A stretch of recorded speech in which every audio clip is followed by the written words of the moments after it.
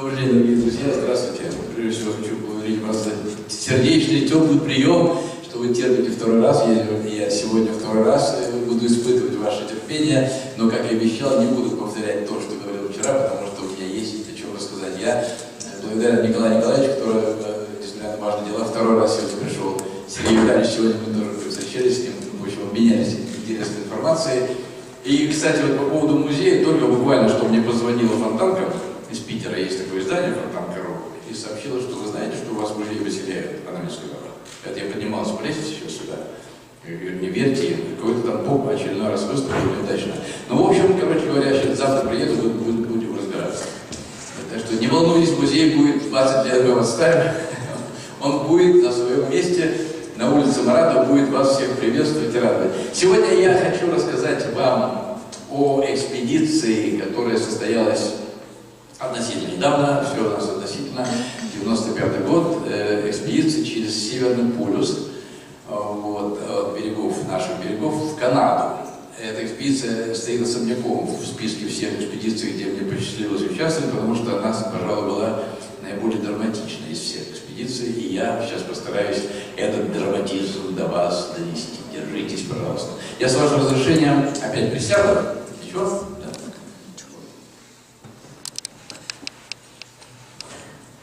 Итак, название, как вы видите, тема, как вчера, у каждого из нас есть полюс свой. Еще раз просто для тех, кто не был вчера, я думаю, здесь довольно много людей видел, которые были вчера. Вот я говорил насчет того, что чем обусловлено такое название, потому что действительно я уверен, что у каждого из нас есть свой полюс, который не обязательно соответствует точке географического полюса, северного или южного.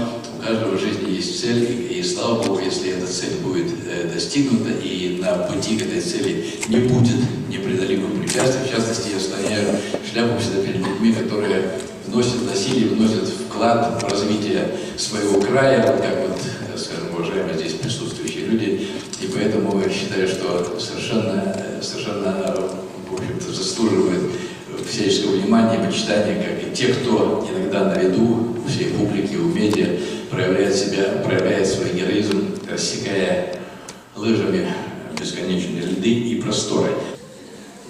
Итак, смотрите, значит, коротко напомним, к чему мы пришли. Значит, в 89-90 году состоялась крупнейшая экспедиция 20 века в Антарктиде.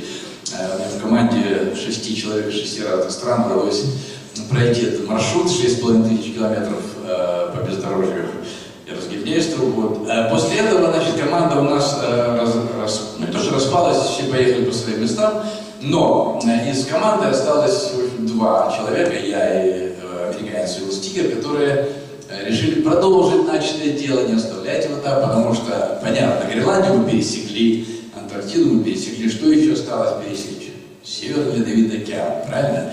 И нам, в общем-то, как-то это не давало покоя. Но, к сожалению, из 6 участников прошлой экспедиции в наш новый проект отказались включиться вот 4 наших друга, к сожалению, и нам пришлось со Стигером формировать новую команду. Для вас не секрет, наверное, конечно, что в команде залог успеха, потому что успех экспедиции зависит от того, вот каждого из участников, поэтому сбалансированная правильная команда, она, как правило, гарантирует успех. У нас такой уверенности не было, и вот, чтобы подготовить команду, мы запланировали такой 3-летний цикл подготовки. Вообще большие экспедиции готовятся достаточно много времени. Вот, в частности, вот и Трансантарктика готовилась 3 года, и это связано с поиском спонсоров, с формированием команды, с тренировкой и подготовкой снаряжения. И вот мы решили для того, чтобы подготовить команду, сделать 3 путешествия по канадской Арктике, потому что это было близко. Близко почему? Потому что Стигер живет вот здесь, вот в Миннесоте. Значит, мы решили использовать канадскую Арктику для того, чтобы потренироваться и составить команду. Поскольку предполагаемый маршрут через Северный Ледовитый океан предполагал по-любому участок пути, надо было делать по, я бы сказал, такому не открытому океану, но во всяком случае по областям, где льда меньше, чем воды, поэтому планировали мы комбинированный способ передвижения, это собачьи упряжки и нарты, и на конечном этапе маршрута каноэ. Но каноэ эти должны быть быть, естественно, конструкция такой, чтобы позволяла их тащить по снегу, как сани, и в случае воды переправлять через водное препятствие на конвой. Ну вот, и первая экспедиция у нас состояла, поэтому я почему говорю, потому что у нас маршрут предполагал и как наземную часть, так и по морскому льду. Это касается вот этой части участка и вот здесь вот. То есть первый маршрут у нас был в 1992 году, замечательное местечко Чорчилл, если вы слышали, это мировая столица белых медведей. Чорчилл, вот здесь, в Канаде. Потому что вот Гудзонов залив, это гигантский такой залив, значит, там очень много медведей, и когда лето, то есть льды уходят на север, медведи собираются в окрестностях Чорчилл. Вы, наверное, это National Geographic, вы смотрите, там вот, эти, вот, когда медведи в кустах там бегают, там на автобусах смотрят, вот это как раз местечко и есть. Вот. Мы выбрали не потому, что там много медведей, мы никогда не испытывали особой тяги, чтобы с ними встретиться, но потому что это было близко, опять же, дешево. Мы добрались на маршрутах сюда, и вот первый маршрут у нас был такой петля. Чорчилл, Арвиат, это Эскимо Пойнт, это так называемый поселочек, о котором расскажу, и назад. То есть мы пошли по льду и так назад вернулись. Вот. Второй маршрут у нас был, мы стартовали это в 1993 году, из столицы канадских северо-западных территорий и города Йеллоунаев, дошли до Арвиата и вернулись в Чорчилл. И третий маршрут у нас был в 1994 году из Йеллоунаева сюда, Коппермайн, вышли сюда и по берегу, по морю прошли в устье реки Маккензи. Вот это три таких маршрута. И в каждом из этих маршрутов у нас участвовала разная команда. Это, значит, я просто, поскольку пришлось там путешествовать в канадской Арктике, я просто представляю вам некоторые картинки из быта эскимосов, которые там живут. Вот этот человек, он должен быть одним из участников, но его жена не пустила, причина, видите, около его левой ноги, да, то есть у него родился ребенок, да, в общем, его не пустила жена молодцы, иногда правильно делают, поступают, поэтому нам пришлось как бы выбирать и искать еще, значит, участников. Это просто я покажу вам, на меня произвело большое впечатление жизнь и быт вот в этом поселке Арвиат, чертова куличка, на берегу Гудзонова залива, там просто люди, вот эскимосы, они живут в условиях приближенных совершенно цивилизации. То есть там гигантские супермаркеты, там вот эти, все живут в отдельных коттеджах. Вот они, хотя при этом, при всем, они как бы сохраняют некий свой уклад. Вот, и это произвело на меня тогда, когда в 90-е годы я бывал и у нас на севере, как вот на крайне, где-то в той же, там, на Чукотке, в Хатнаге, я понимал, что, в общем-то, конечно, условия жизни на нашем севере на том сильно отличаются, не в нашу пользу тогда это было. Вот такой поселочек симпатичный, вот, этот Арвиат, где мы откуда мы стартовали. И вот наша первая бригада, это даже не первая бригада, это уже потом на втором этапе была. Значит, мы в Арвиате здесь перед стартом сидим здесь, так сказать, из первой команды, где только Уилл Стигер и Джон Стэнсон. Эти парни присоединились потом, я не расскажу отдельно.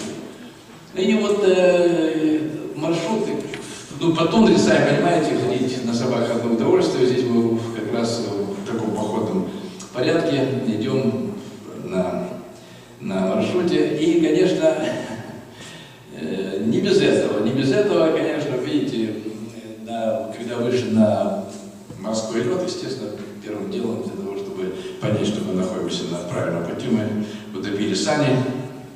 Слава Богу, это была короткая трещина, собаки перебрались, вот сани утонули. Здесь глубоко довольно, поэтому пришлось изловчиться, чтобы все вытащить и потом сушить долго. Вот я сушу паспорт Стигера, который ему также нужен, как нам, американцам, которые без паспорта тогда не могут. Ну, паспорт тоже держать ближе к сердцу, чтобы он не тонул.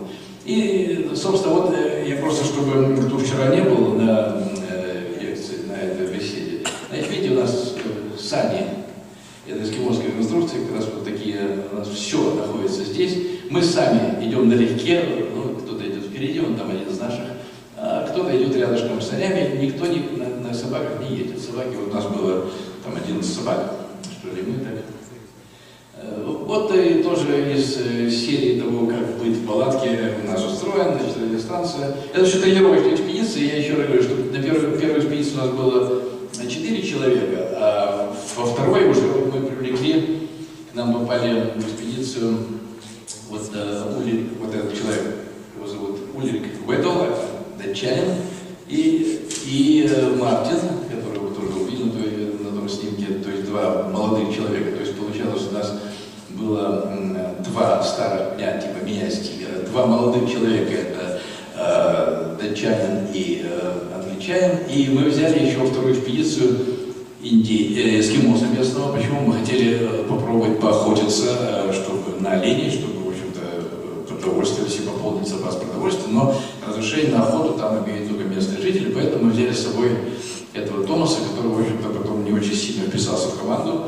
Тем не менее, значит, здесь это не сцена братания, это история продолжения. Здесь Ульрик, вот Ульрик, делает искусственное дыхание изо рта в пасть собаки, поскольку эта собака, вот это вот, если вы помните, под Антарктиде у нас был Баффи, неудачник, да, который все время попадал в ситуацию, то в этой уже второе поколение собак. У нас, к счастью, здесь в этой экспедиции только одна собака была из прошлой экспедиции, были дети Тьюли, вот, и был вот этот Дизель. Ему было еще 7 месяцев. Этот Дизель имел определенную какую-то тягу и склонность, он все время проваливался в воду. То есть он все время как попадал вот в такие переделки.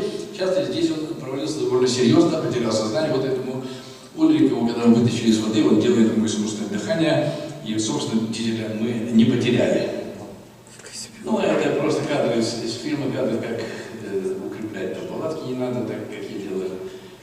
Это просто я вам показываю кадры из подготовительной экспедиции, чтобы вас ввести в тему немножко. Ну, собак, конечно, собаки, я говорю, уже были членами команды, поэтому отношение к ним было ровно такое же, как к нам друг с другом. Значит. Ну и навигация, значит, это просто у нас, поскольку в тундре путешествие тоже, в общем, без ориентира довольно сложно, поэтому мы иногда попадали в ситуации, когда мы не знали, где мы находимся, опять же, без GPS, поэтому здесь вот я просто застал Ульрика, который изучает труды Ивана Сусанина на поле прошлого. Вот сейчас здесь, например, видите, мы начинаем, где мы находимся, это решаем общим собранием, это правильно всегда, зачастую. Вот. А это момент, когда мы шли, значит, по руслу замерзшей реки, значит, вот, и встретили замерзший водопад. Но поворачивать нам было некуда, вот, и нам пришлось форсировать эту преграду таким образом. Слава Богу, вот справа здесь просто не видно, справа здесь водопад такой, метров 20, наверное, весь замерзший. А вот здесь слева нашли кусочек такой, где мы могли сбросить собак в снег, мягкий снег, и сами спустить таким образом. Вот таким образом форсировали это препятствие. В принципе, такой опыт, конечно, в Арктике нам не сильно потребовался, вот, но, тем не менее, как бы он был полезен. Вот, а видите, здесь уже палатки наученные тем опытом в Антарктиде. Мы уже брали палатки, естественно, которые имеют и снежные фартуки, и, в общем-то, имеют форму, которая позволяет противостоять ветрам. Ряд интересных мест прошли, вот такая курящаяся, это горящая сера такая, там есть такие холмы, которые все дымят. Ну и здесь кадры просто для того, чтобы показать вам, как это. Три года прошло. Да и вот что там получилось в итоге. Вот мы наконец-то дошли до испытания нашего каноэ. Это первый вариант каноэ. Видите, мы просто приделали такие неудачные полозья, потому что неудачные почему? Потому что при движении по второй часовой льду они цеплялись, безусловно, и не сильно себя оправдали. В итоге мы в третьей экспедиции пришли к тому, что мы заказали эти каноэ. Это фирменное обычное каноэ, но только мы на фабрике заказали, что у нас были полозья. Не полозья, было просто профилированное дно немножечко. Вот. 5 метров длина каноэ, в общем-то, туда влезало все, что надо. Ну и, конечно, тащить их по снегу удовольствие ниже среднего, без собак. Собак мы отправили. Но я вам скажу, что когда одно дело ты рассчитываешь, что не будешь куда-то грести, а другое дело надо их переть по снегу, они весят 100 килограмм с небольшим. Поэтому, в общем-то, конечно, испытание было в основном нас не как моряков, а как бурлаков. Вот смотрите, здесь как раз та бригада, вот это Томас, Джон Стетсон, Стигер, Мартин и Ульрик. Вот мы сидим здесь, вот такой привал. Естественно, это май, в канадской Арктике, хоть там достаточно прохладно, это был забавный эпизод. Мы когда отвалили от этого Арбията в сторону тундры, дул сильный ветер, было 20 градусов, что так мы на собаках идем, вдруг нас обгоняет два эскимоса на снегоходах. Так, для начала, да, значит, останавливается, и один эскимос подошел и говорит, it's cold out there, здесь холодно здесь. Я говорю, Стигер, нам пора поворачивать. Если эти говорят холодно, нам здесь делать нечего, мы повернули, естественно.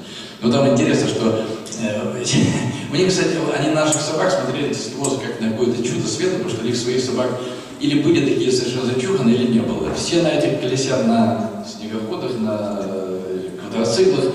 В школе мы собрали, в школе выступали с школьников, собрали школу замечательно совершенно с компьютерами, там этих эскимосских детей в белых носках бегают везде. Тоже для меня было такое очень приятное открытие. Вот. Я спросил, ребята, кто из вас на лыжах ходит? Из этих там человек 500 сидело, две руки только поднялось.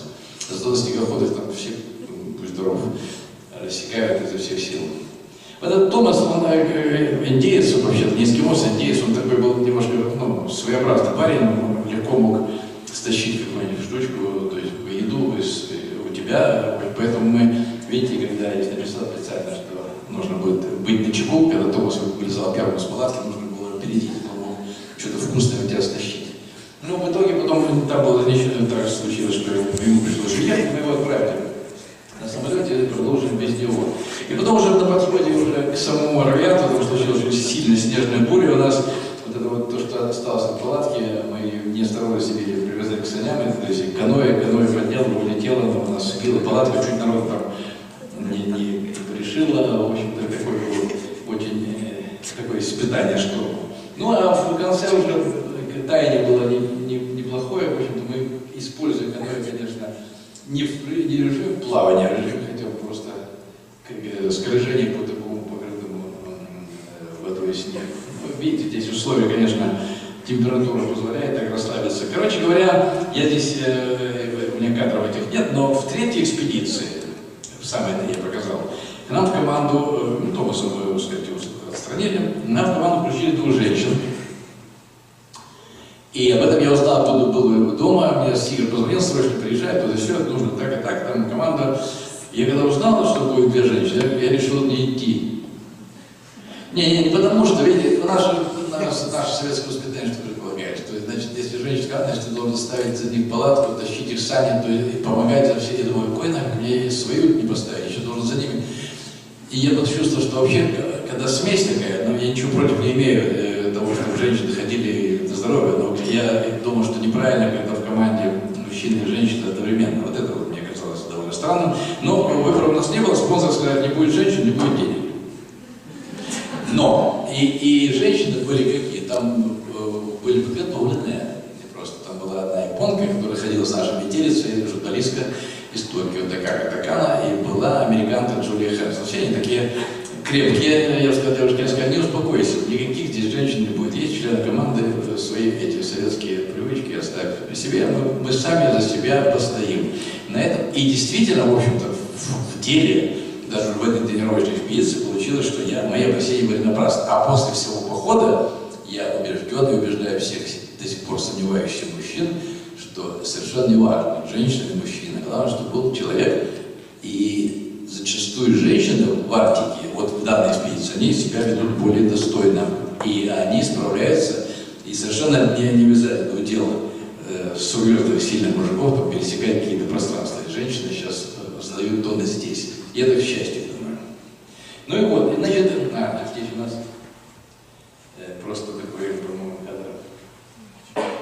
Он не будет показывать, потому что это видеоролик, такой видео неинтересно. Значит, смотрите, мы в итоге подошли к 95-му году, мы подошли в составе, значит, 2, значит, как я сказал, я и Стигер, значит, 2 молодых человека, это Мартин и Ульрих, и 2 женщины. Вот такая у нас была динамитная смесь, которую мы собирались покорить, между прочим, один из самых сложных маршрутов, которые можно себе представить, потому что по дрейфующему льду. Я вам сейчас просто покажу, какие были экспедиции. Вот первое, вы слышали все, безусловно, про экспедицию Пири и Кука, спор бесконечный, кто там был, кто не был на полюсе. Вообще-то мы считаем, что ни тот, ни другой реально на полюсе не были. Вот, и первый документальный факт пребывания человека на точке геологического полюса, это 1948 год.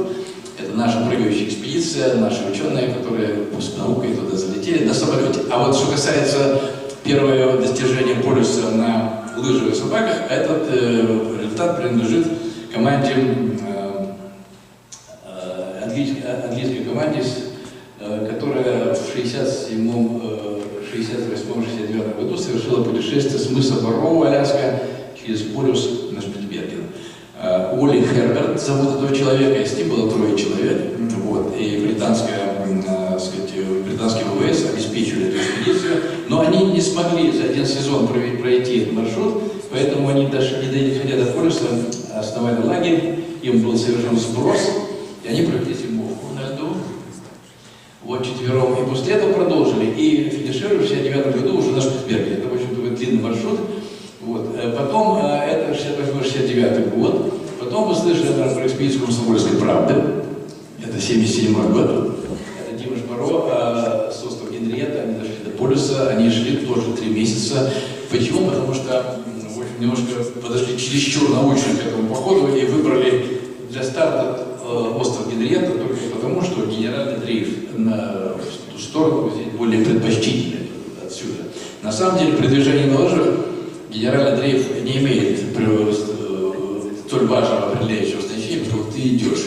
Когда дрейфующая станция, безусловно, она дрейфует по генеральному дрейфу, а когда ты идешь, движешься, то главным твоим союзником или противником становится так называемый тактический дрейф, который определяется ветром.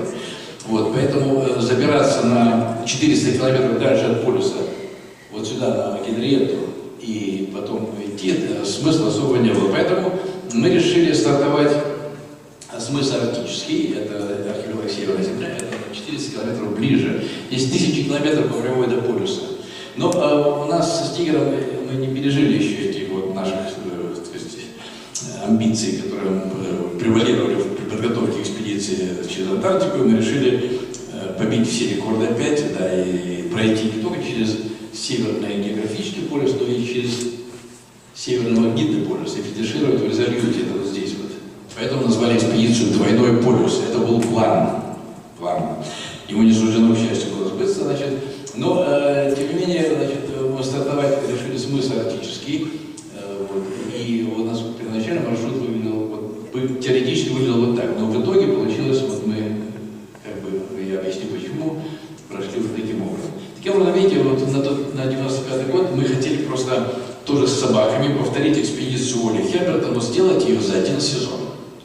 То есть в этом был как бы фишка того, что мы как бы претендовали, что мы на собаках можем пересечь Ледовитый океан за 1 сезон, а он за 2. Но жизнь все поставила на свои места. И вот наша бригада в Питере на 4 марта. Перед вылетом мы арендовали самолеты Ил-18. Вот, и, значит, вот вся наша бригада здесь стоит. Вы видите уже впервые, наверное, всех участников. Джулия Хэнсон, это Ульрик, это один из наших.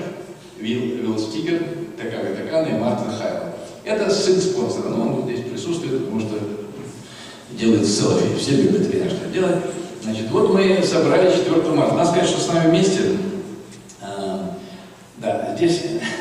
Но для тех из вас, кто имеет дело с ездовыми собаками, наверное, вы знаете, что эти собаки настолько у них мощный инстинкт тяги, что если их оставить на 4 лапах, то они пойдут туда, куда им надо.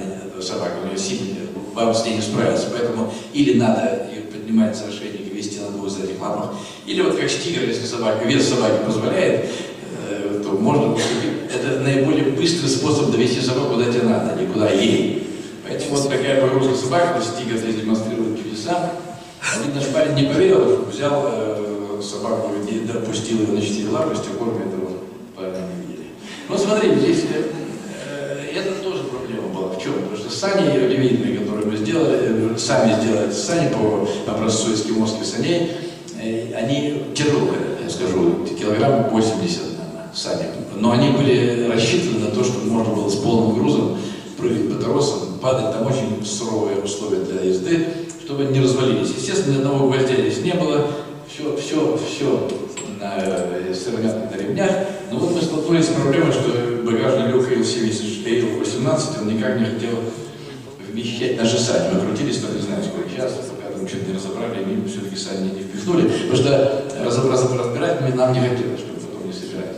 А вот здесь вот как раз в тот момент перед стартом вместе с нами отправлялись в поход еще 2 знаменитых человека. Вы слышали фамилию Месснер?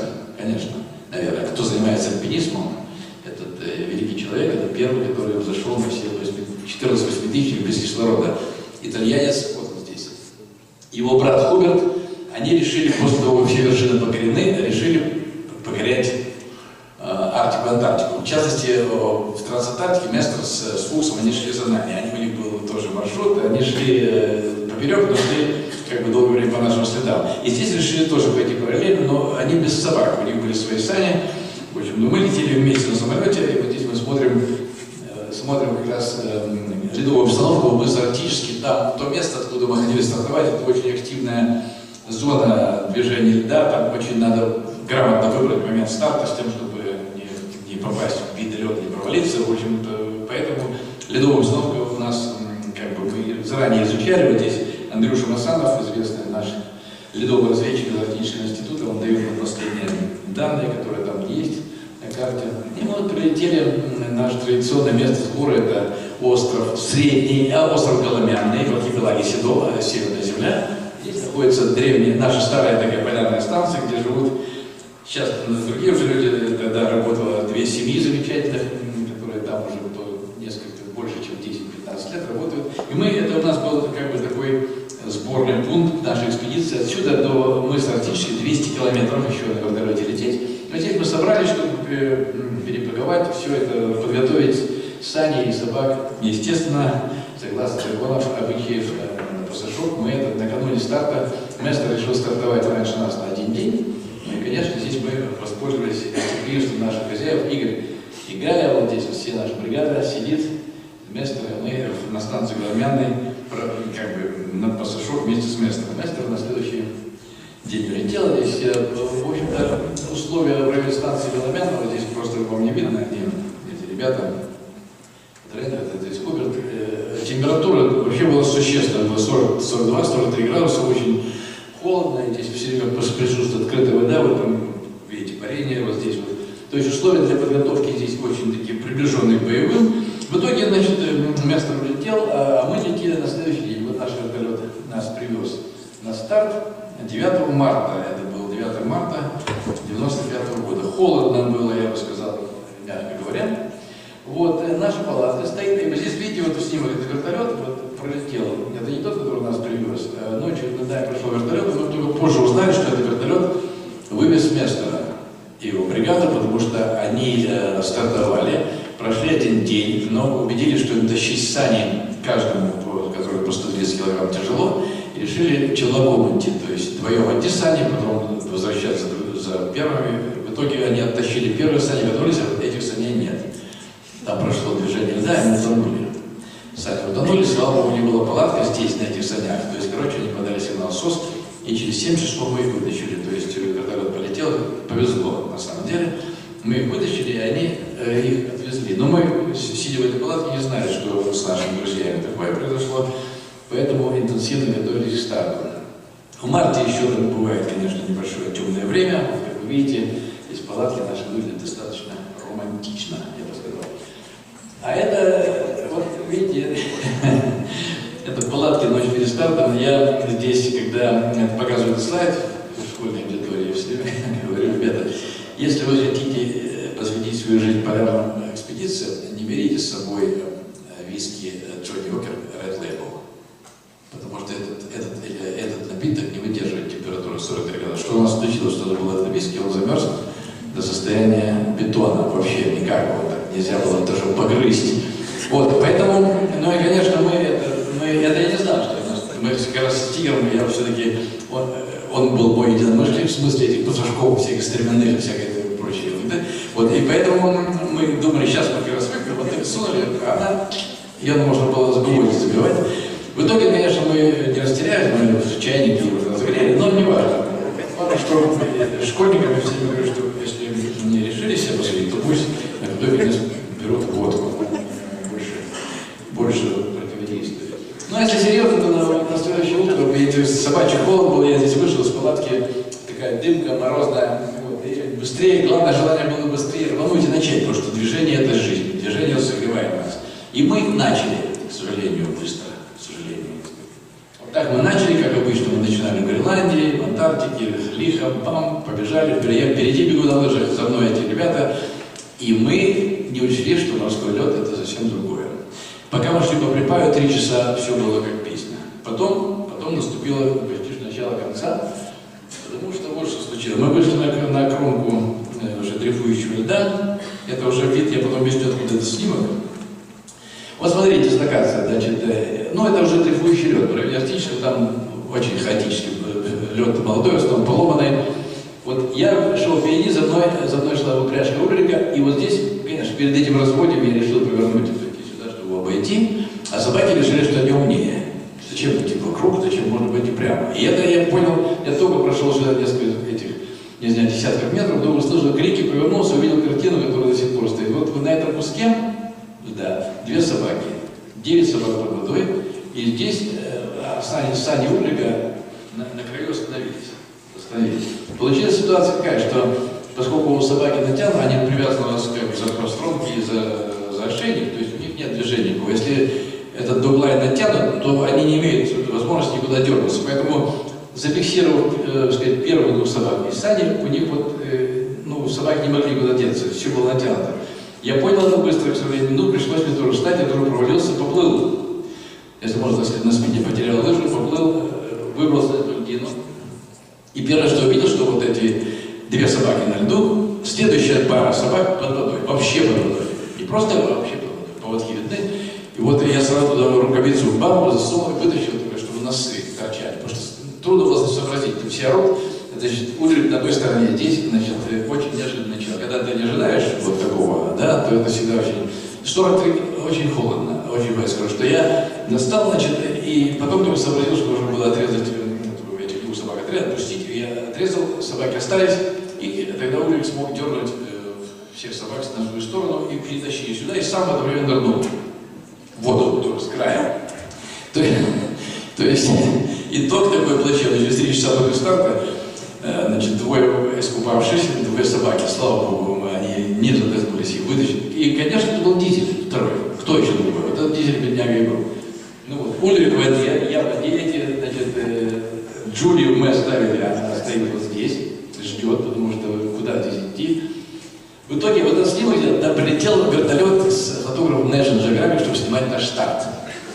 И он снял наш практически финиш. То есть вот этот снимок, откуда он взял, сказал, да, он прилетел, и смотрим здесь, без того, чтобы там бравый пост или находится, там такая просто полная раздрая и кошмар, значит, творится. В общем, главное, что мы, в общем-то, действительно... Вот меня спасло то, что я был в этом комбинезоне, Гортекс. Я сильно не промок, у меня набралась вода в эти маклаки и в рукавицы. Ну, то, что я покрылся льдом, все. Но Ульрику было хуже, потому что Ульрик он бежал, он в крестном жакете был, когда нырнул, конечно, он вылез и сразу превратился в такой саркофаг легкий. Вот, вот эти 2 собаки. Просто еще вчера я говорил, что самые лучшие вожаки это суки, правильно? Потому что они слушают, вот эти болваны, ну, в сказано, вот они решили, что они лучше знают, куда идти, в итоге поставили всю экспедицию под угрозу срыва, потому что вместо того, чтобы пойти, куда им надо идти, они решили пойти покороче. Такое в Антарктике случалось. Короче говоря, ситуация сложилась довольно сложная, психологически и так далее. Вот Ульрик, видите, стоит, он весь в этом. Но этой штучки я уже не говорю. А вот этот Дизель, пожалуйста, что, слава богу, прочкался и ничего. Собаки у них очень хороший подшерсток, они не сильно пострадали.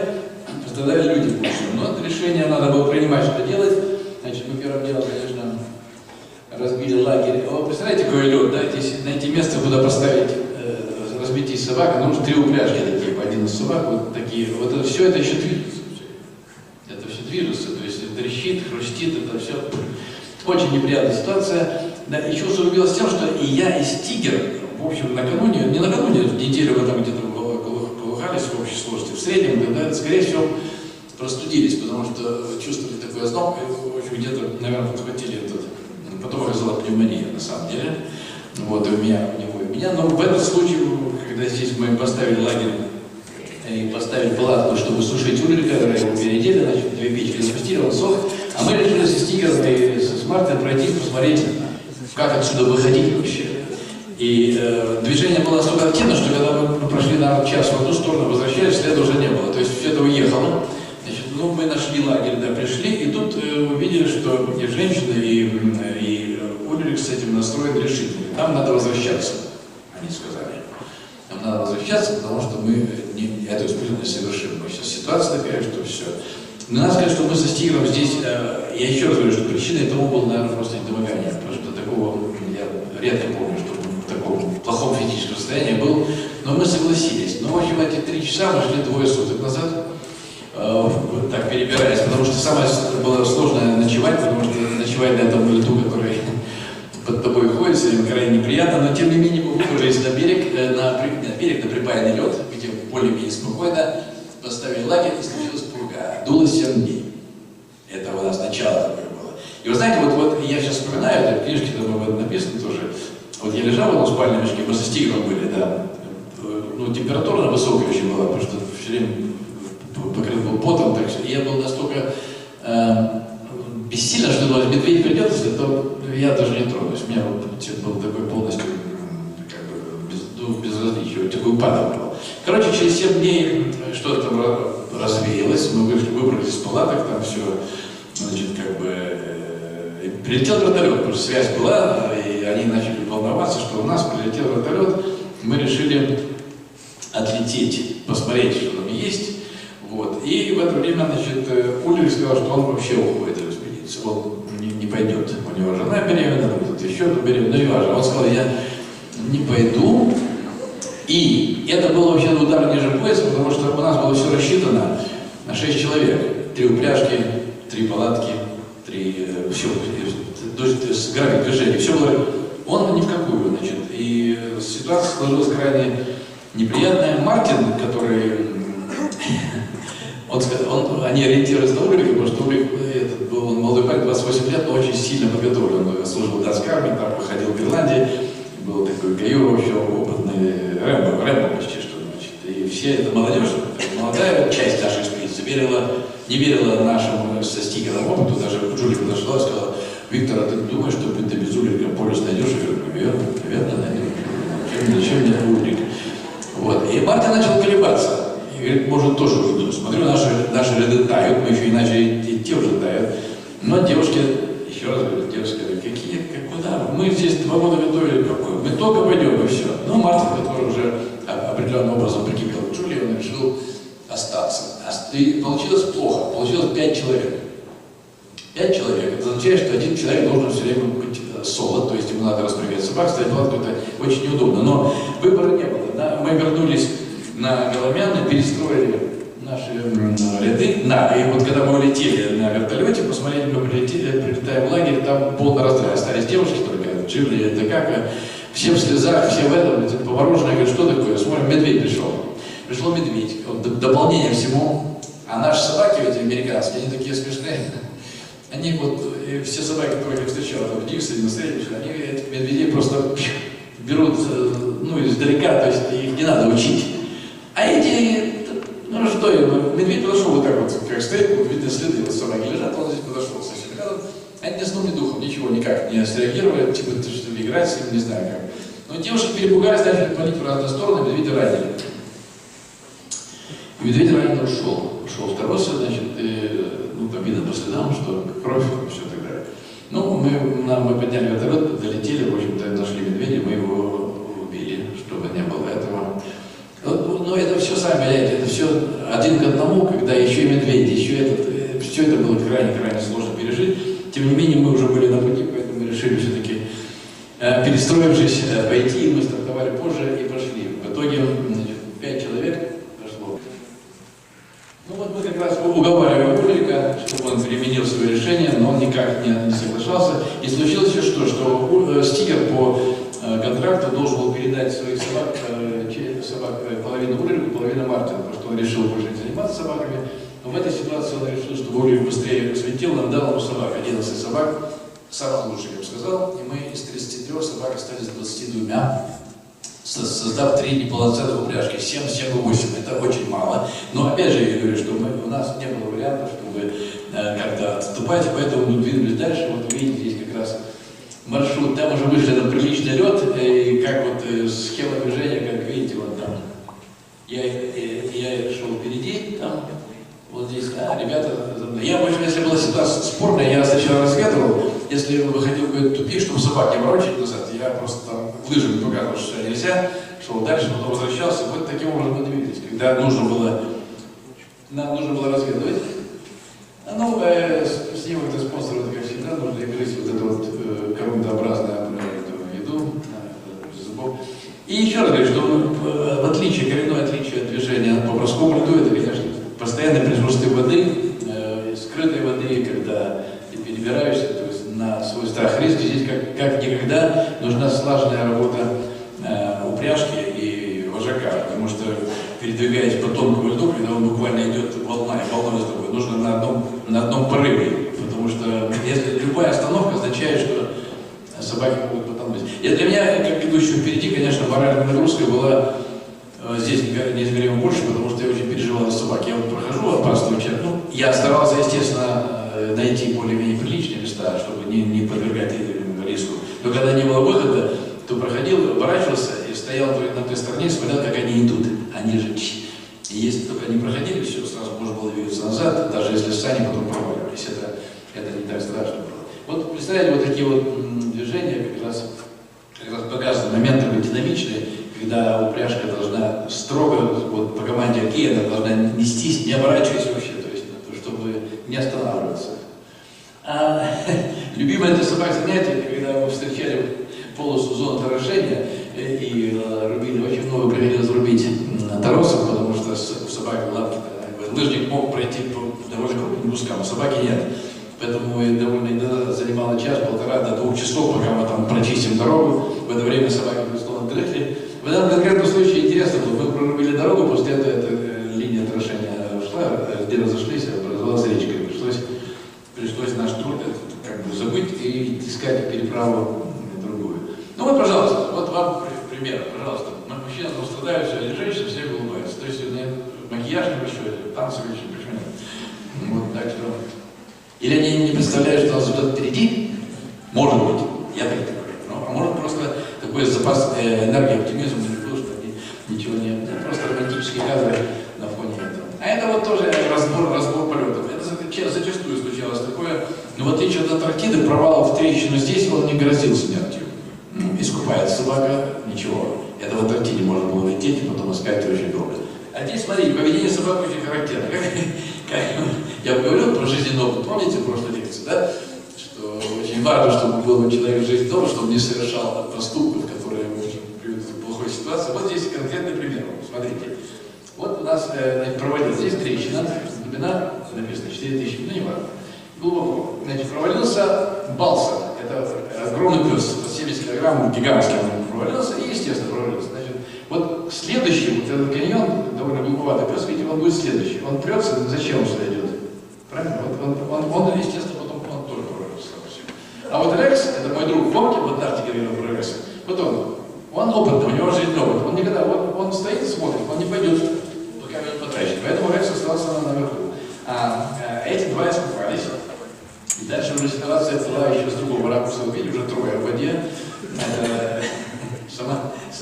Сам Балсер, вот этот каньон и Патчес. Патчес, это сестра Балсера, да, собственно, из-за нее все произошло. Это тот случай, когда вот, хотя и вожачка хорошая, но она почему-то остановилась. Но она остановилась, ну все, и не нормально. Ну, это такой случай. Поведение, опять же, собак в этом довольно странно. Они стараются все время уплыть. Вот ты склоняешься, если лед не очень сильно толст, то есть ты практически рядышком. Если он высокий, там где-то полметра до воды, они стараются тебя, вот гребут примерно все равно от тебя. Я говорю, куда? Вот пытаешься вытащить, надо про себя молоть. Вот. Но один раз случай нас потряс вообще. В очередной провал. А провал еще случается, когда каюру нужно очень внимательно смотреть. Если собака упряжка идет наметом и трещина, она может прыгнуть, но ты должен дать ей свободу. То есть сани должны выдвинуться как можно дальше, чтобы коренные собаки не сели. А то они, нигде куда, они просто падают в воду и все. И вот когда прозимаешь такой момент, то вот получается это примерно такое. И вот мы прошли одну трещину, мы провалились собаки. Я пришел впереди, думаю, или что, провалились, сейчас вытащится. Две собаки. И тут смотрю, на трещину поднимается голова. Доусон его зовут. Поднимается голова собачки. Я подбежал, смотрю, этот Доусон забрался на Чарли. Чарли там тоже лежал в воде. На него встал на эту собаку, утопил его и пытался вылезти. То есть, если мы чудо не вмешались, то Чарли там потонул просто конкретно. Он использовал как трамплин. Вылезать из трещины.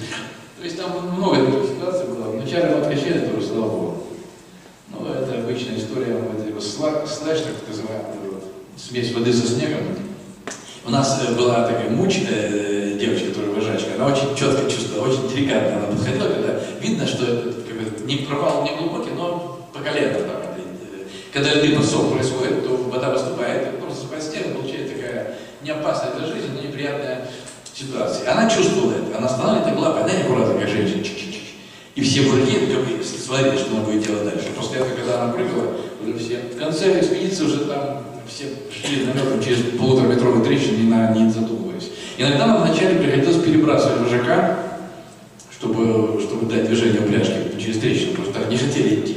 Ну, а это как бы, да и оправдываю свое отчество, Ильич всегда впереди на этом броневике. Значит, смотрите, торосов очень много. Торосы были гигантские, это 6-8 метров. И поэтому зачастую приходилось рубить большие такие пространства, но чтобы не потратить время и силы впустую, иногда полезнее было забраться на какой-нибудь господствующий торос, посмотреть, что-нибудь поприличнее рядом есть. Потому что зачастую кусок буквально 10 метров было хорошее пространство, и можно было двигаться. То есть вот это очень помогало, на самом деле, такой способ посмотреть. Это Стигер готовится к очередной раз к Северному полюсу. Мы с ним видели надпись, видите, на стенке. Даты и координаты, как в камере пишем, там, когда мы на свободу. Он, значит, готовится. Мы пришли на полюс 22 апреля. Вот тогда у нас GPS уже сейчас был в этой крайней экспедиции. И знаете, что мы увидели на полюсе? На полюсе мы увидели футбольный матч. Это было достаточно неожиданно. Два вертолета и футболисты в разного цвета футболка гоняют там футбол на полюсе. Это выяснилось потом, что это некий такой миллионер, Красноярский, Зарянов, потом выдавал его на президента, еще вот для 96 года такой, устроил свой день рождения. Но это уже начал работать система Борнео, когда можно было коммерческие рейсы делать. Вот этот два вертолета нанял, пригнал туда бригаду. Они нас его внимание обратили. Собаки, пока собаки не выбежали на поле, начали за мячом гоняться, тогда они, ну это, короче говоря, побратались немножко смазало впечатление, конечно, от посещения полюса. Хотя преимущество Северного полюса по отношению к Южному, потому что там лед дрейфует, там всегда ты приходишь на свой полюс. Даже если Зарянов бы 10 минут назад пришел бы туда, он все равно уже был там 200 метров от этого полюса. Но мы все равно отошли в другое место, вот, с тем, чтобы сделать свой лагерь, чтобы там встретить, обещали спонсоры прилететь и так далее. Вот мы нашли такой приличный кусок этого льда, толстого однолетнего, видите, поставили лагерь, отдыхает там 2 дня. Фотографии всякие там, естественно, с этими нашими флагами. Прилетели спонсоры, естественно, и привез 2 дочек, вот, из Калифорнии. Девочки прилетели неплохо, прямо за двое суток из Калифорнии, солнечный прямо на полюс. Почему нет? Начали интервьюировать Стигера, естественно, меня, во всяком. Самый популярный вопрос, я вчера на него уже кого-то ответил. Как вы здесь, джентльмены, ходите в туалет? Я говорю, так же, как в Калифорнии, только в 10 раз быстрее.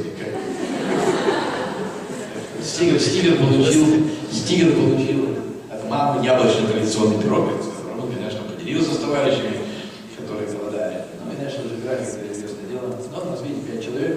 А вот, пожалуйста, наш друг, Алексяга, молодчага, симпатичный пес такой. Ну, мы 3 были. Естественно, мы расслабились на полюсе, как это положено, и только стартанули, сразу проводились. Это уже сколько раз я не говорю, что причем на такой, казалось бы, ситуации простой, просчитанной, но слава Богу, что собаки были на льду. Сейчас покажу просто, как это произошло. Вот видите, вот там вот, опять Джулия стоит, мы вот вышли из этого поля, и здесь вот замерзший разводе, по краю здесь был более-менее приличный лед. Я решил здесь пройти, потому что здесь было очень много лома, и пошел сюда, а сам вышел, собаки Мартина прошли тоже, и вот здесь у него правый полос подломился. Сани стали боком так, то есть, видите, здесь угол такой, что нам, когда сани подломили лед, то их вытащить боком, торцом трудно было, поэтому мы вот отсюда не провалились, мы пытались всячески собаками их тащить, но они все равно шли в воде, вот так вот до сих пор, пока не удалось создать необходимый угол, и после этого немножко разгрузили эти сани, и после этого выдернули их, то есть, собственно, это было второе неприятное такое же купание, но не такое неприятное, как первое. И потом, вот несколько дней спустя полюса, мы услышали ночью лай, причем лаяли не наши собаки, мы поняли, что навстречу нам идет экспедиция, коммерческая короткая экспедиция, и возглавляет ее давний друг Стигера, американец Пол Шурке. Вот, и мы думали, на следующее утро мы с ним встретимся, на следующее утро река Миссисипи пролегла между нами, и мы никуда ни с кем не встретились. То есть там покричали друг другу и все. Такая тоже собирала образцы снега, да, и когда таяла, в общем, для каких-то своих загадочных целей. Ну, собаки, ну, я вам говорил в прошлый раз, что с собаками это вообще отдельная история, там просто можно было с ними проводить время очень неплохо. И еще отличие от Антарктиды было то, что у нас, конечно, температуры, это уже конец где-то июня, да, температура где-то минус 5, минус 6 градусов, можно было так спокойно, даже голову и так далее. Чай небольшой, 8 литров хватит, чтобы двух мужчин легко голову помыть, если правильно пользоваться.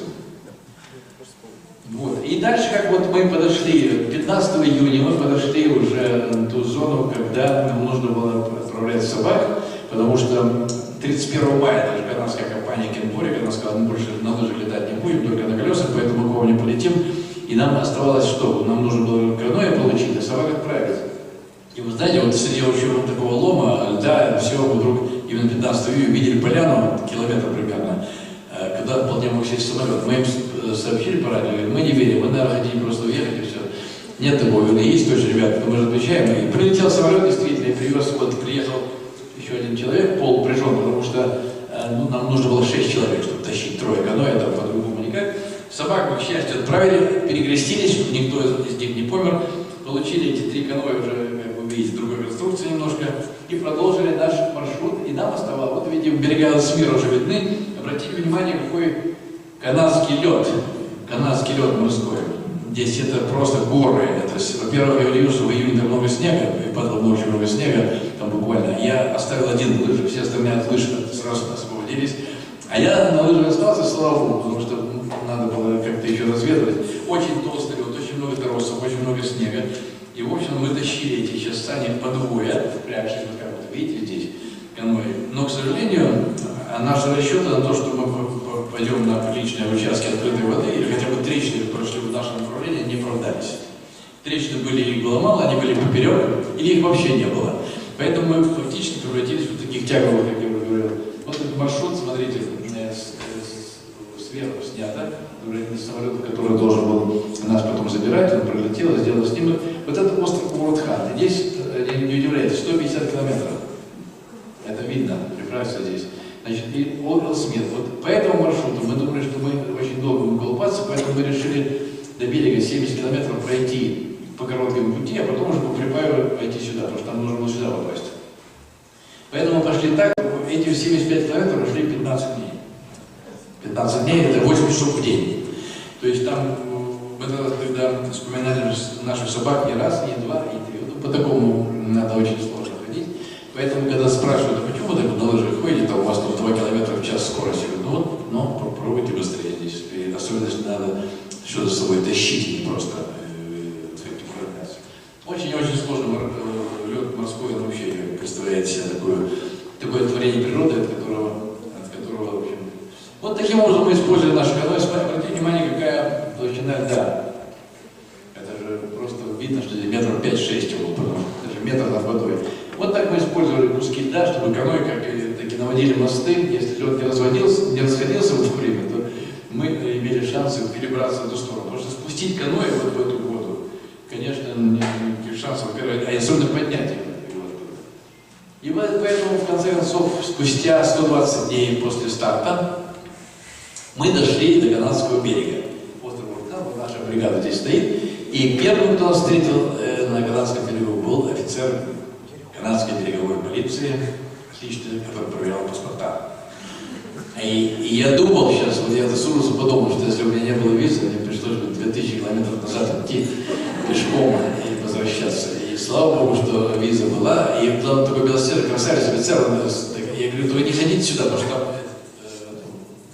береза подтаяла, то есть грунт очень мягкий, вязкий, грязь. Мы там в сапогах, а он в этих ботиночках. Я говорю, не хотите, вы сами дали, он меня. И так, погрузился, и пришлось ему паспорта давать, в общем-то. И там родственники прилетели всякие, там, всякого народа. Вот тогда я как раз немножко глаза себе подпалил, снежная слепота небольшая наступила. Я здесь изображаю статуи свободы, жгу в эти дела. Такая выдувает пузыри, каждого что раз. Джулия, ну, за 4 месяца запахов, без запахов, конечно, довольно просто, поэтому она здесь. И даже Мартин повеселел, который не верил в успех Северного полюса. Потом немножко расслабился. В итоге главным научным достижением в этой экспедиции было то, что Мартин и Джоли поженились. Они поженились, но, правда, год или два назад развелись. Неважно, все равно это такой хороший итог. А мы со Стигером, это наша 6-я большая экспедиция, конечно, отводили душу с саке, потому что родители Такати привезли довольно много этого японской водки. Она хоть ее, чтобы почувствовать, надо побольше, 20 градусов всего. Поэтому со Стигером здесь отвели душу и очень благословляли Бога, что у нас все получилось. Это немножко не оттуда, я просто здесь кадр привожу, это СП-25. Значит, пришла медведица была, и она болела. И вот, мой знакомый Лёва Зубков, на стенке он ее вылечил, дал полведра марганцовки, она немножечко поправилась, и она как прикипела к нему, стала ходить, в общем-то, вела себя довольно миролюбиво, и потом стала вести себя довольно нахально, то есть она почувствовала, что она здесь член коллектива, начала скрывать склады, и так далее, пришлось ее шугануть. Ну, вот этот кадр, это не постановочный кадр, это просто как было, общение бывает. Там написал, просьбу не повторять, потому что действительно так не всегда бывает. Ну вот, собственно, по этой экспедиции все. Если есть вопрос, большое удовольствие.